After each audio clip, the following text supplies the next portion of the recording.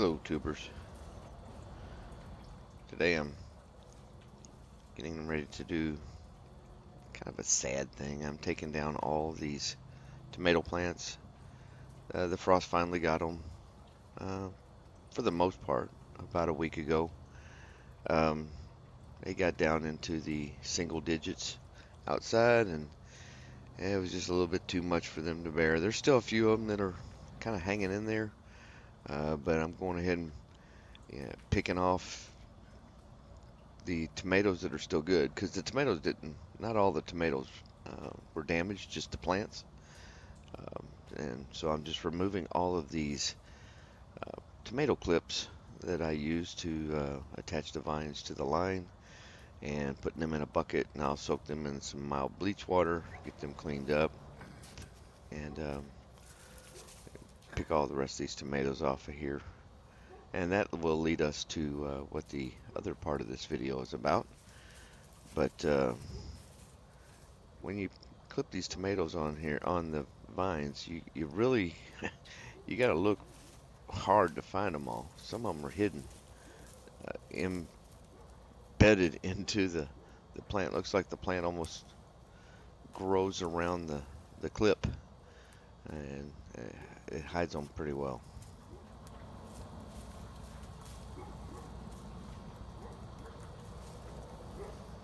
You remember this?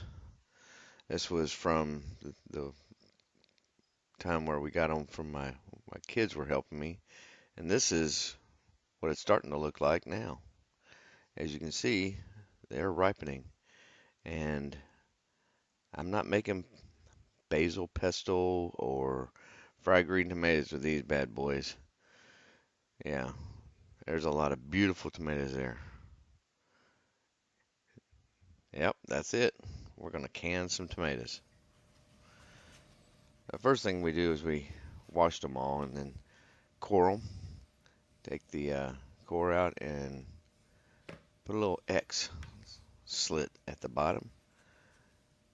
It helps you while you're removing the skin. Some people don't core them until afterwards. I like to core them at the front end because they're a little easier to handle.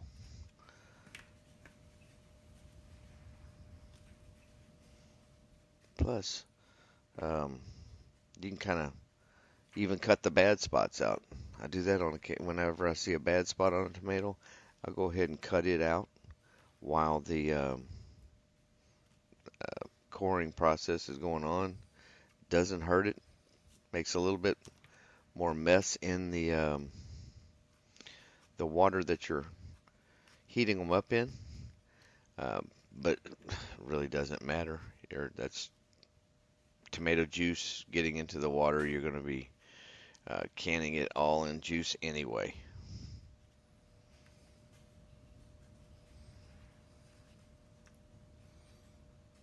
That's a meaty tomato. Made me think it's time to get one. Gotta rub it in, y'all. This is almost January. I'm still eating vine ripe tomatoes.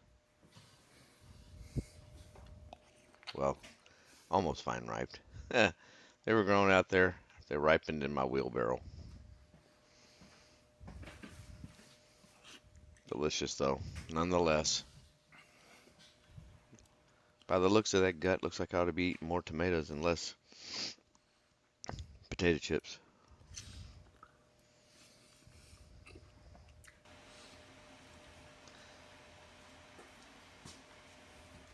Alright, what we're doing here is we're just boiling a bunch of water, popping the tomatoes in, trying not to splash myself. Best way to do this is with a ladle, kind of lay them down in there. But, well, if you've watched any of my videos, don't try this at home, I guess I should say. I'm not always safety first. I should be. Anyway, we put it in there for 1 minute. This time you got to start the timer. Push start.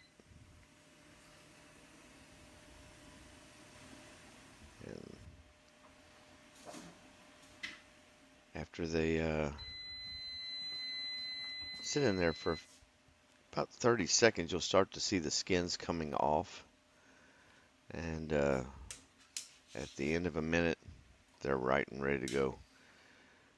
I know some people just do it for 30 seconds. I always did it for a minute. It's a lot easier to get those skins off. It's not like you're going to do anything to cook the tomatoes because they're going to cook in that pressure canner anyway. You can see the skins are falling off on them. Look at that. And these big beef tomatoes were so easy to pull the skins off. They're thin skinned anyway. I dice them up and into little pieces. My wife likes diced instead of whole because we use it in a lot of soups. And that's what's left. Not many. Now here's the canning process. I use a teaspoon of lemon juice and a tablespoon of sea salt.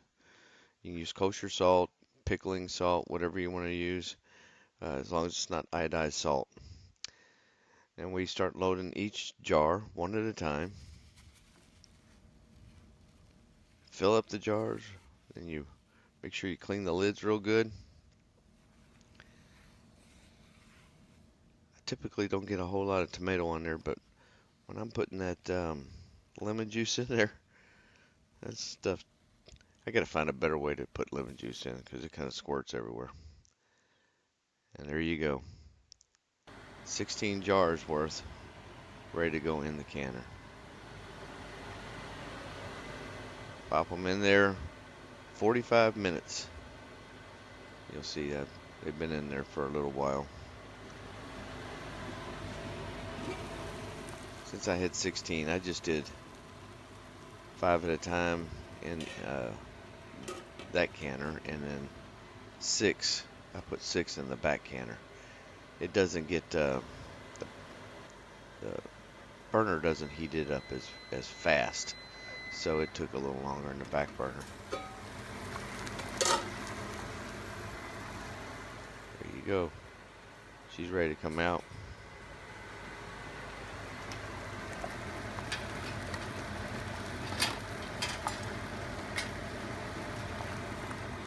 I use a can lifting tool because these babies are hot.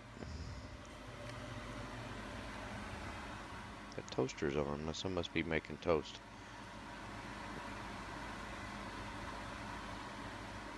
And you send them all out on something to cool off, and as they cool, those lids will pop, and you check them for seal, and you're good to go. Thanks for watching, everybody. God bless.